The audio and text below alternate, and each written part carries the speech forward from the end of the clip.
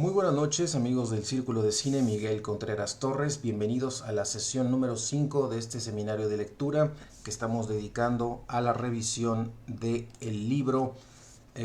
Al filo del abismo, Roberto Gabaldón y el melodrama negro, un libro de Carlos Bonfil publicado en el 2016 en México bajo el sello editorial de la Secretaría de Cultura, el IMCINE y la Filmoteca de la UNAM. En esta quinta sesión vamos a revisar el capítulo 3 que tiene que ver con la censura, el melodrama y la doble moral que va a estar presente en el cine de la época, en el cine de la década de 1940 y en particular también cómo va a haber esa influencia en el cine de Roberto Gabaldón. Así es que antes de empezar los invito a dejar un me gusta a esta transmisión, a compartir el enlace con las personas que pudiera interesarles la revisión bibliográfica que estamos haciendo en estos seminarios. Así es que pues hoy trabajaremos este capítulo sobre la censura, el melodrama y la doble moral en este libro de Carlos Bonfil en la página 37. Aquí, bueno, inmediatamente nos encontramos con la página de la izquierda que complementa el inicio de este capítulo y vemos una escena de María Félix en la película La diosa arrodillada, quien está observando una escultura que se encuentra en una casa y vemos esta escultura de mármol de una mujer yacente que está hincada sobre sus rodillas, que tiene uno de sus brazos en la parte posterior extendidas y otra mano tocando su cabello. Su cabello también va cubriendo parte del rostro y vemos a una María Félix en un vestido completamente negro mirando a esta escultura. Esta selección no puede ser más adecuada, más pertinente para el tema de este capítulo respecto a la censura, el melodrama y la doble moral que va a desarrollar Carlos Bonfil en este texto. Nos dice en la página 37 que el clima moral de ansiedad y desengaño que ya reflejaba el cine negro se vivía con nerviosismo creciente en la sociedad estadounidense, que para protegerse de este cine negro, de las características que tenía este cine negro, había de crear una especie de dique que mostrara la moralidad y el optimismo programable. Esta barrera era una censura capaz de mantener a raya en el cine y en todo el espectáculo público una desbandada de los valores positivos y el irresistible triunfo de la permisividad y el escepticismo. Esa barrera la va a constituir un personaje oscuro de la cinematografía, que es William Hayes, miembro del Partido Republicano y primer presidente de la Asociación de Productores y Distribuidores de Cine de América, que fue creada en 1922 con la asesoría del editor católico Martin Kigley y el sacerdote jesuita Daniel Lord. Hayes va a elaborar un código de normas basado en la autorregulación de los estudios cinematográficos que va a resistir a esta intervención gubernamental que a partir de la década de los 30 decidirá las pautas que deberán regir a la moral y a las buenas costumbres presentes en el cine. Ese reglamento, un reglamento estricto, fue conocido como Código Hayes en referencia a este promotor, y es interesante cómo es que este reglamento, este código, va a estar vigente de 1934 a 1968. Entonces vean ustedes la temporalidad de cómo es que la cinematografía estadounidense estaba regulada a partir de este famoso código Hayes de 1934 al 68. Este código va a definir lo que puede mostrarse o no en la pantalla en términos de sexualidad, violencia y conducta moral. De lo que se va a tratar entonces es de no rebajar el nivel moral de los espectadores. Eso es lo que pretende este código, desterrar la representación en el cine de toda alusión a comportamientos sexuales ilícitos o a una expresión explícita de la sexualidad, y con ello la posible apología también del adulterio, la exhibición del cuerpo desnudo, la insinuación de conductas lascivas. Y pues el caso emblemático de esto va a ser un libro publicado por Gerald Gardner, que se publicó en Nueva York en 1987, donde este autor va a referir todos estos casos, particularmente de dos películas que fueron clave para el cine negro. Se trata de El cartero siempre llama dos veces y Pacto de Sangre, que están basadas en relatos homónimos de James Cain. A juicio de los censores hollywoodenses, estas dos películas van a violar abiertamente los reglamentos del Código Hays, y de no recibir ese sello de aprobación, no podrían distribuirse y presentarse o exhibirse en el público. En el caso de la primera parte, Pacto de Sangre, pues van a referir que pues en esta película abunda muchos detalles sobre la preparación de un crimen adúltero y cómo se ejecuta. Esto, por supuesto, va a violar flagrantemente las reglas del Código Hays, que van a prohibir la explicación detallada de métodos criminales. La segunda parte habla de estos intentos exitosos de los asesinos para escapar al arresto y al castigo, alcanzando su apogeo cuando deciden liquidar a uno de los cómplices. Dice Carlos Bonfil en la página 38 que esto era absolutamente inaceptable,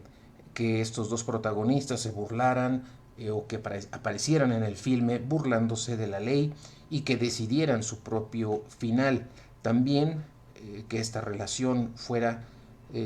manifiestamente adúltera. Como estos detalles de la preparación del crimen no podían ser más explícitos y meticulosos, pues además exponían de una manera cruel y a sangre fría estos procedimientos. También nos dice Carlos Bonfil en la página 39 la importancia de señalar que aun cuando el protagonista, interpretado por Fred McMurray, recibía el castigo por su crimen, lo que en realidad condenaba el Código Hays es este tono sombrío de la película, una especie de renuncia a mostrar el crimen como algo de suyo negativo, una renuencia más bien a mostrar este crimen como algo de suyo negativo, incorporándolo a un clima de sensualidad turbia, donde ya los espectadores van a sentirse atraídos por esta figura y por este carácter de ese criminal del filme.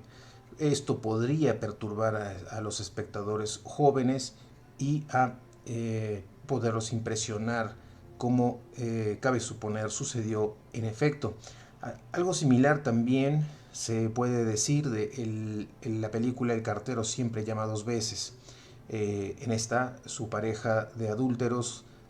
criminales, bueno, también van a recibir la censura hollywoodense. Fue implacable con esta película. Y bueno, una vez sorteadas estas primeras dificultades y las resistencias que tuvieron los productores, que pues ya sabían detectar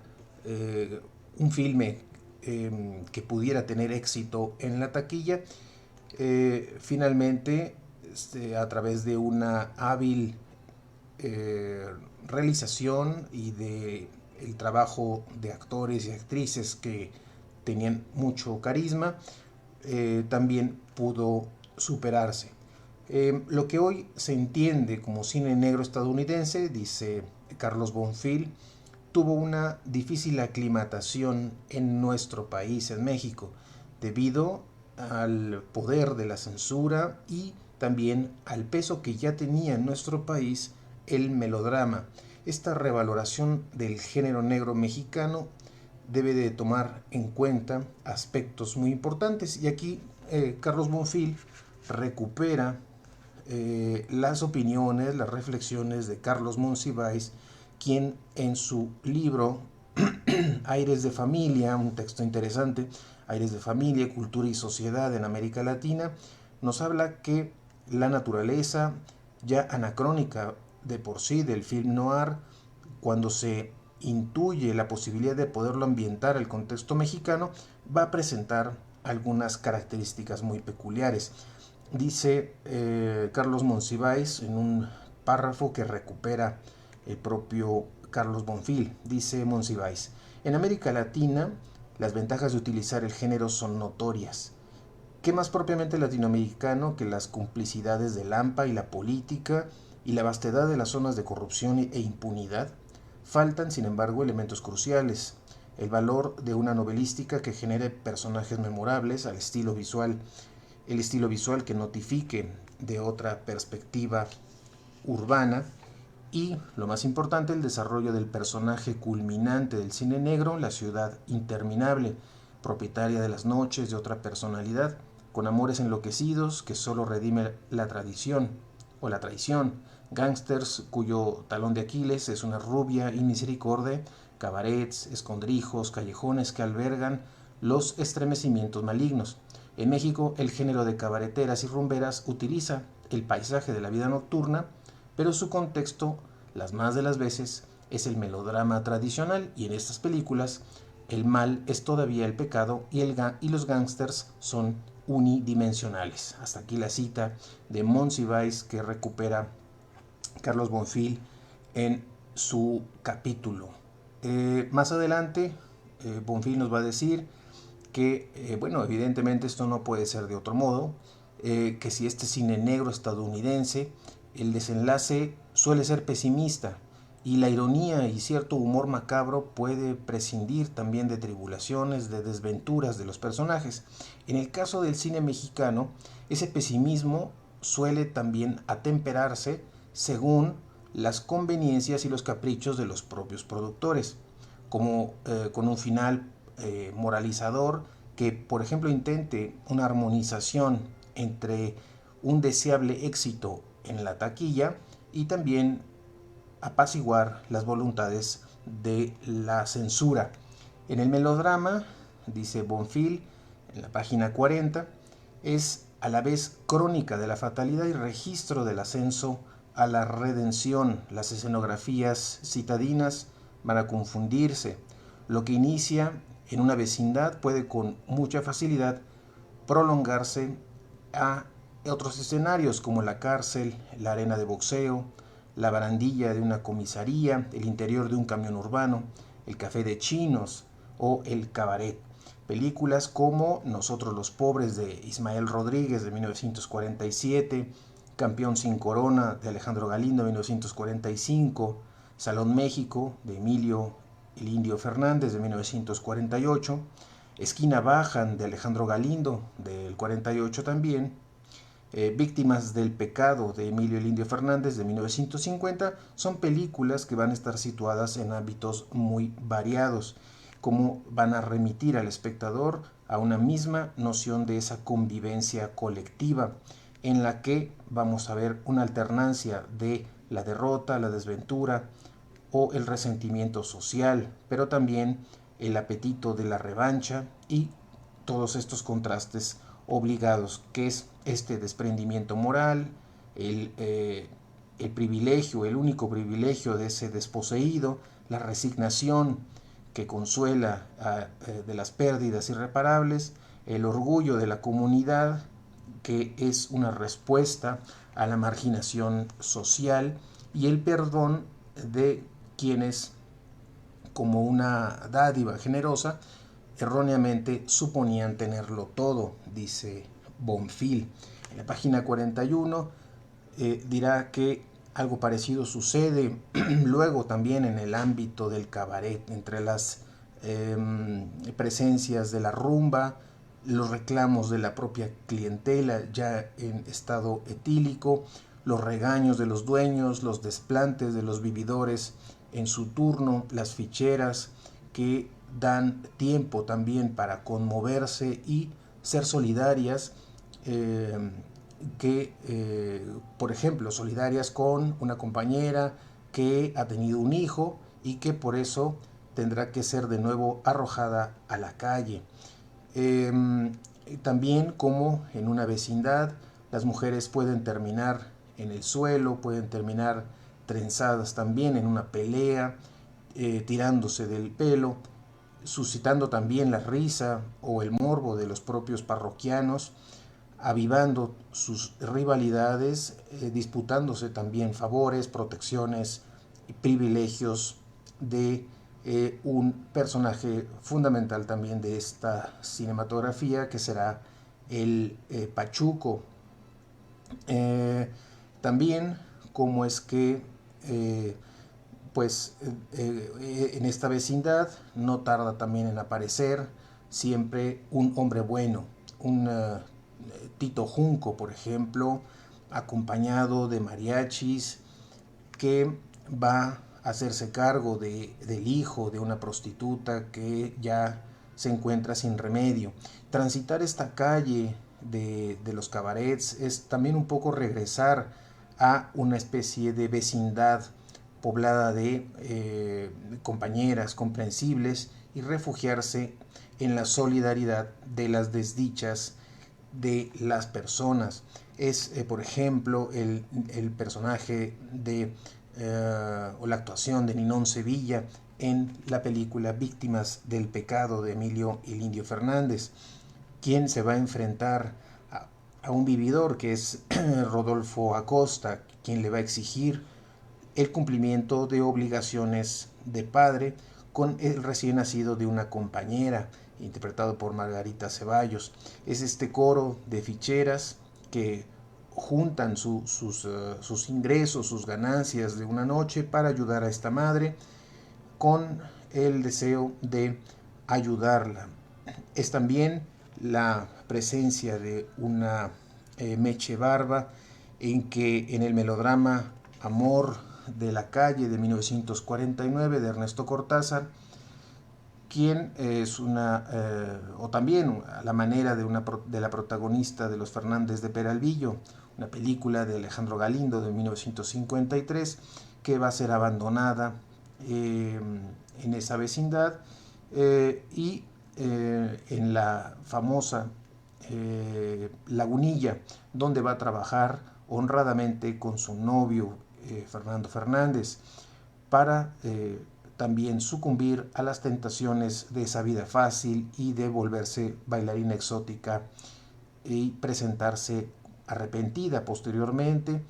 enfundada en un abrigo de pieles, en ese humilde puesto de tortas en La Lagunilla, este escenario característico de este filme, donde va a ser rechazada y después de muchas lágrimas culminará con el perdón. En este controvertido ensayo titulado Moral Sexual y Moraleja en el Cine Mexicano, publicado en 1961 en el primer número de la revista Nuevo Cine, el escritor Salvador Elizondo va a señalar que este cine mexicano, salvo algunas excepciones, ha sido desde su origen un cine de moraleja, y dice lo que es peor, es un cine de moraleja condenatoria, es decir, un cine que desconoce, cuando moraliza, el sentido esencial de la moral. No es, ciertamente, dice Salvador Elizondo, citado por Bonfil,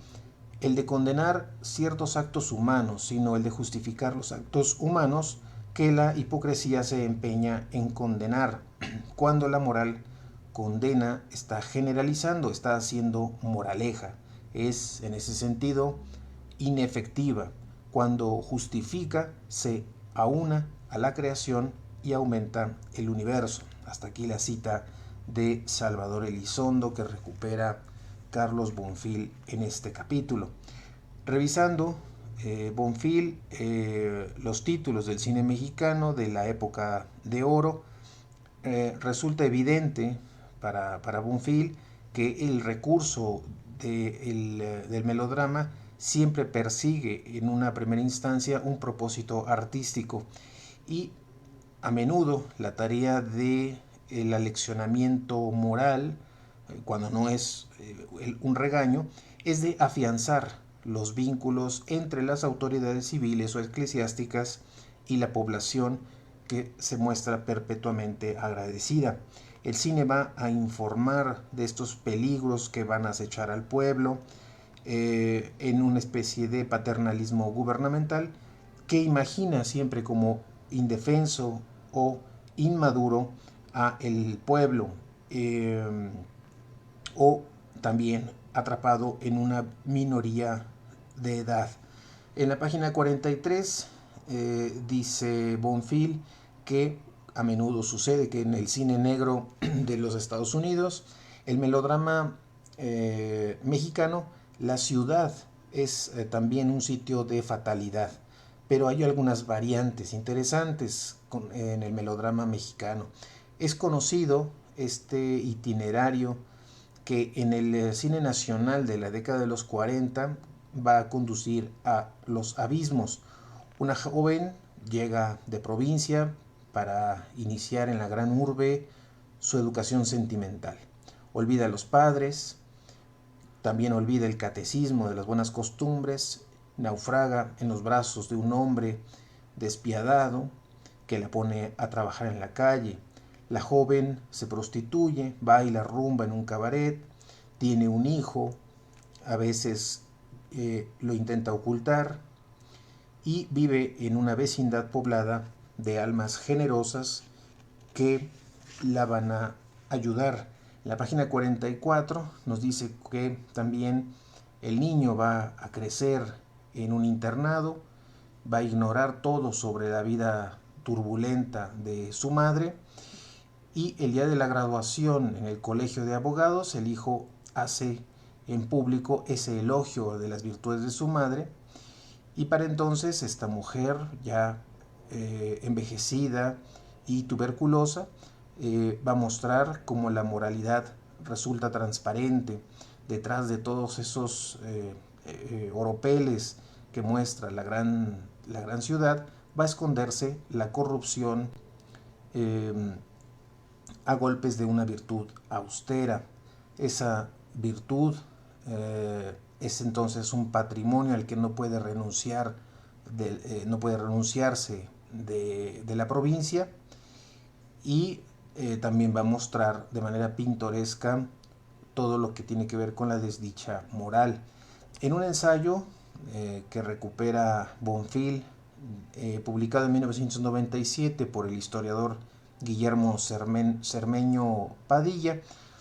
que se llama Cine, Censura y Moralidad en México en torno al nacionalismo cultural católico 1929-1960,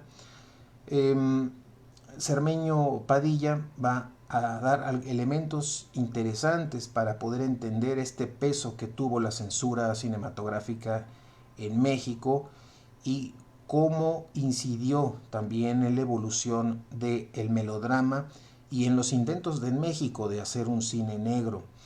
Luego de estudiar archivos del Grupo de la Acción Católica Mexicana, el autor va a hacer una especie de arqueología de la censura en México que va a estar aplicada en el cine, y va a decir lo siguiente: moralizar a la sociedad salvaguardando los valores del catolicismo frente a los embates del liberalismo va a ser una tarea en la cual va a destacar la Legión Mexicana de la Decencia. Para ello va a ser importante tener un código que permita regular lo que puede mostrarse o no puede mostrarse frente a la pantalla, que es un código de moralidad que tiene una inspiración, por supuesto, directa del célebre Código Hays en Estados Unidos, que fue presentado o estuvo presente desde 1930 por orden de los caballeros de Colón. Y también nos dice que si bien estas primeras recomendaciones de los censores católicos datan del año de 1933, el periodo que tuvo mayor auge en esta actividad de censura va a realizarse durante las décadas de 1940 y 1950. Los censores van a reconocer en el cine una importancia muy grande en cuanto a la formación de la cultura y la identidad nacional. Es decir, entienden que el cine forma también culturalmente y el cine también da identidad nacional. Por ello es que había que educar al público más primitivo, más o menos culto, hacerle acceder a valores superiores de la nación, limpiar, depurar ese cine mexicano de la influencia extranjera que tendía a despertar bajos instintos, resaltando este paso a las virtudes de la mexicanidad. Este es un código de producción cinematográfica que es un calco del código Hays, que entonces va a establecer algunas recomendaciones respecto a lo que puede mostrarse en la pantalla. En específico, bueno, va a presentar apartados muy detallados respecto a la desnudez, a la prostitución, la homosexualidad, las drogas, la religión, la magia, el delito de forma general, las representaciones que también deberá tener la infancia y la adolescencia, la forma de presentar los conflictos sociales y cómo debía ser esta conciliación de los contrarios para evitar el rencor social o que se mostrara este rencor social. Lo primero a lo que había que renunciar, dice Bonfil en la página 45, era el asunto de la desnudez, quedando prohibida en todo hombre y en todo mujer mayor de 5 años. También va a ser preciso especificar qué se entendía por semidesnudez, ¿verdad? Y justificarla artísticamente. El código es un poco parco en esta parte, al decir que semidesnudez es la carencia, cito, carencia de pantalones en el hombre y de faldas en la mujer.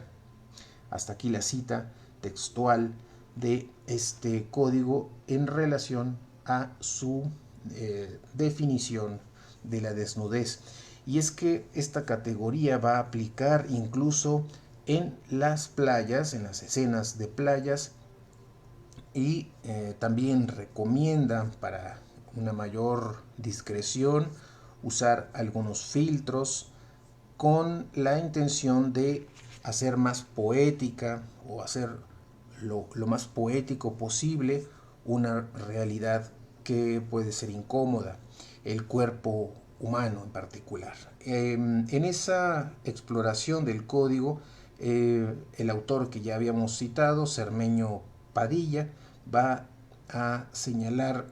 que en el caso del baile, las escenas deben de capturar el ritmo, la espectacularidad y la belleza de la bailarina,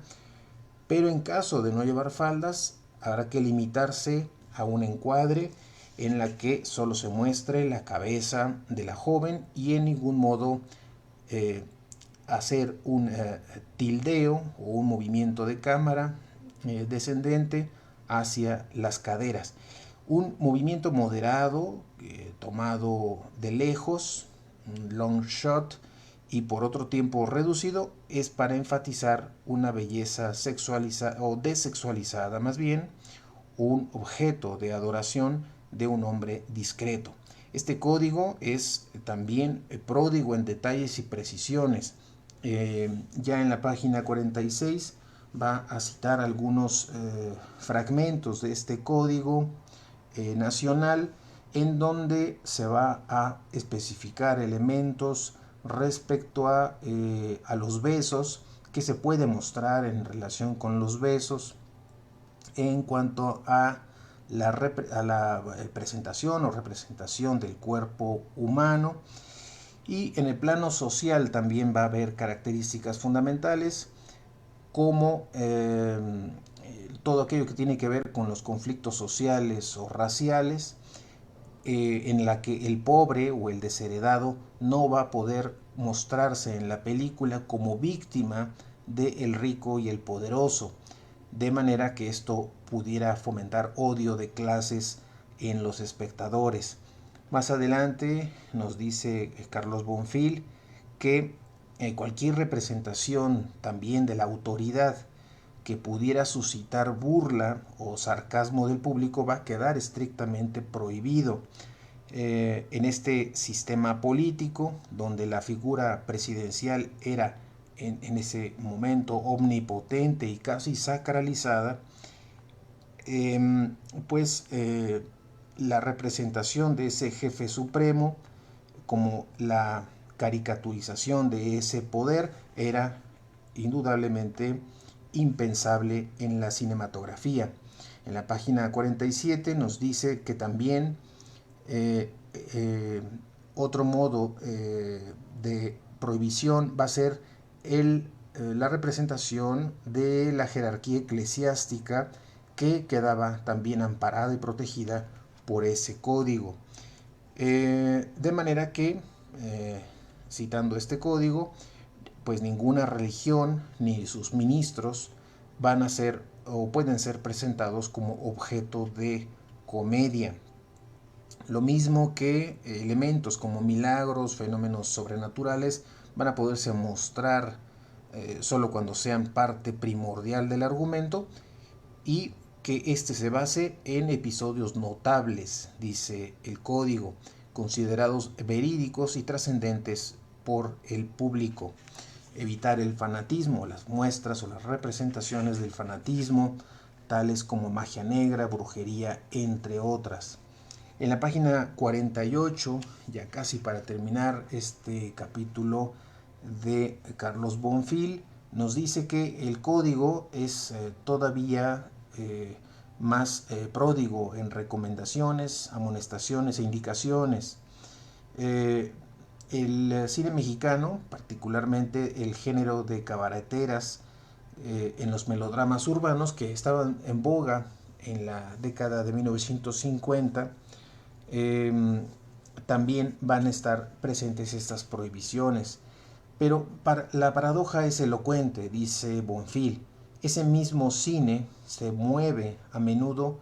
a contracorriente de la vocación moralizadora, sobre todo en la cuestión de la forma, en el modo en cómo la fotografía suele desmentir esos propósitos de la censura.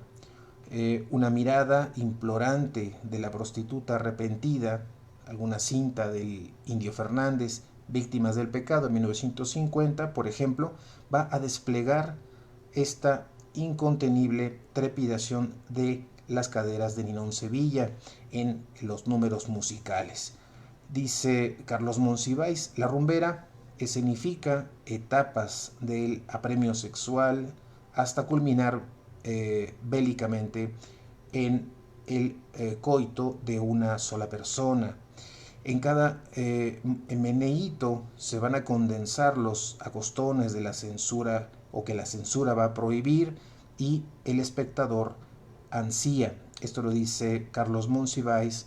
en su libro La cultura mexicana en el siglo XX, publicado por el Colegio de México en el año 2010.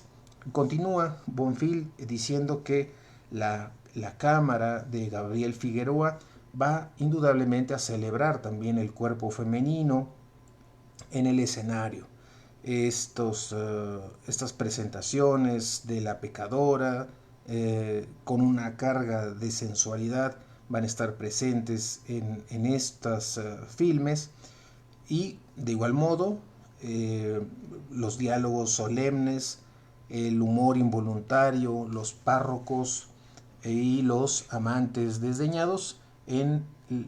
estas insinuaciones del habla popular, del albur, del doble sentido, el juego verbal que la película va a registrar.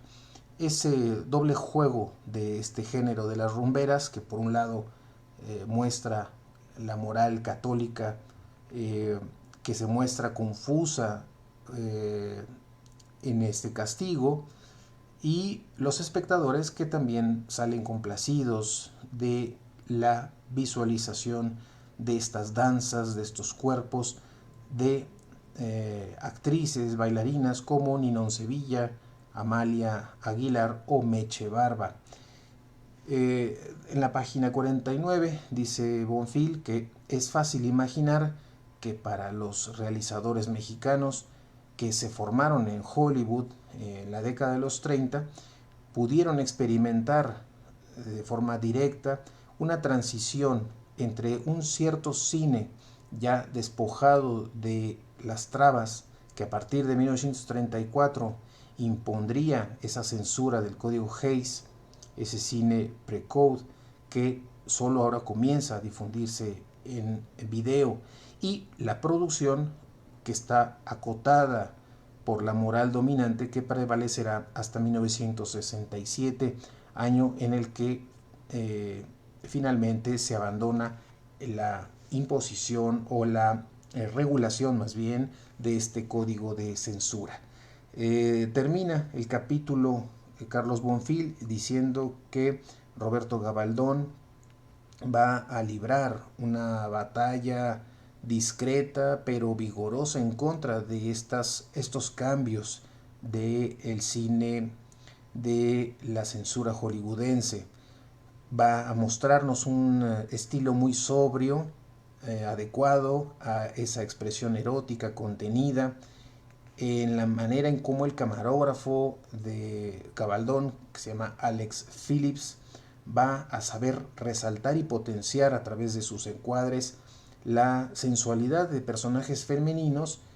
y la revisión que se va a hacer de la diosa arrodillada 1947 es un ejemplo elocuente de la habilidad de Alex Phillips para que a través de la fotografía pueda sortear estos obstáculos de la censura en México, que a decir de Carlos Bonfil fue siempre a través de una estrategia combinada de la insinuación carnal, pero también de un suspenso astutamente dosificado en la película. El melodrama negro, practicado por el también director de La Otra, fue una derivación genérica ideal para cumplir cabalmente con este propósito, la superación de esta censura a partir de una habilidad fotográfica y por supuesto de la guía, de la conducción cinematográfica de Roberto Gabaldón. Bien, hasta aquí termina este capítulo dedicado a la